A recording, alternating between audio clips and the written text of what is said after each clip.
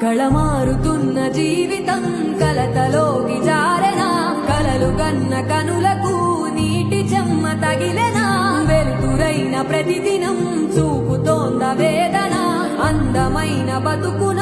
అలజడి చలరేగెనా ఏమిటి నీ పాపం ఏమిటి నీ నేరం చీకటి ముసిరిందే చిటికల్లోనా తీరదు నీ శోకం మారదు ఈ లోకం